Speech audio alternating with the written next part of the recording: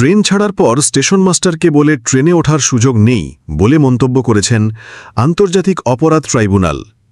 ক্ষমতাচ্যুত প্রধানমন্ত্রী শেখ হাসিনার পক্ষে মানবতাবিরোধী অপরাধের অভিযোগে করা মামলায় আইনি লড়াই করতে সুপ্রিম কোর্টের আইনজীবী মোহাম্মদ জহিরুল ইসলামের পক্ষে তার জুনিয়র আইনজীবী নাজনীন আরা ট্রাইব্যুনালে আবেদন করেছিলেন। শেখ হাসিনার পক্ষে আইনজীবী পান্নার প্রসঙ্গ টেনে ট্রাইব্যুনাল ১ বলেন, শেখ হাসিনার পক্ষে রাষ্ট্র আইনজীবী নিয়োগ দিয়েছে। মামলার এ পর্যায়ে এসে পলাতক আসামির পক্ষে নতুন করে আইনজীবী নিয়োগের সুযোগ নেই। তখন ট্রাইব্যুনাল বলেন, ট্রেন ছেড়ে যাওয়ার পর স্টেশন মাস্টারকে বলে ট্রেনে ওঠার সুযোগ নেই।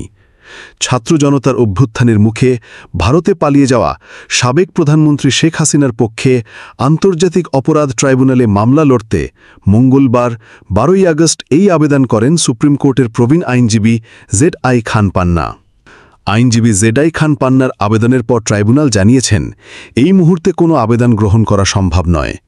আপনি একটি সিভি দিয়ে রাখতে পারেন, পরবর্তীতে কোনো মামলায় ওনাকে সুযোগ থাকলে দেওয়া হবে।